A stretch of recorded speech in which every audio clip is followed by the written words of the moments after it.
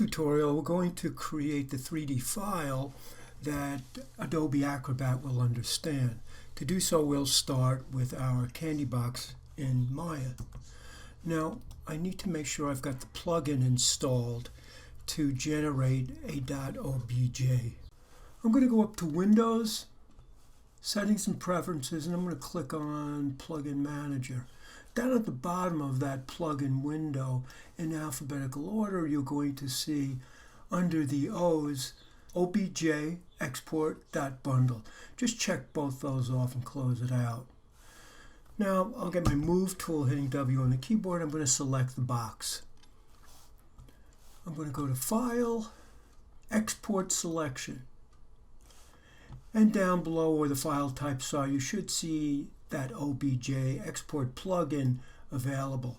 I'll name my file and I'll direct it to a folder that I'm using and click export.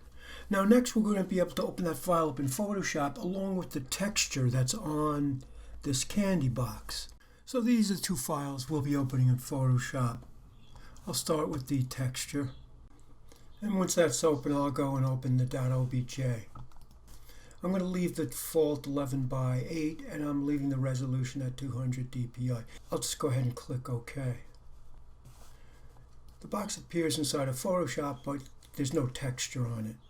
If you hit V on the keyboard, you'll see that your option window at the far right hand side turns into a series of tools that will let you manipulate the geometry. Now there's nothing much to do inside of Photoshop for this file that we need other than apply the texture. I'm going to go to the box texture, and rather than use this PSD with all its layers for the file, I'm going to make a selection of it by hitting Command or Control A. I'm going to go to Edit, Copy Merged, and then I'll go back to my OBJ I just opened, and in the layer window for the OBJ you'll see that AI standard surface name that we know from Maya.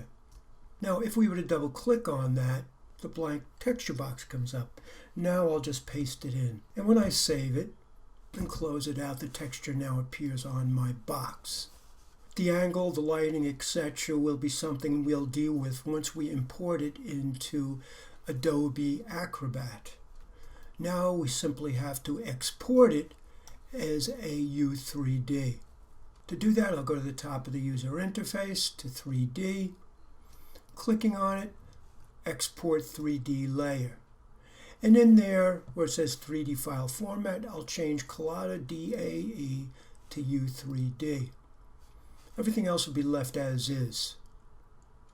I'll click OK, and I'll save it into my file. And that's the file that will open up in Adobe Acrobat.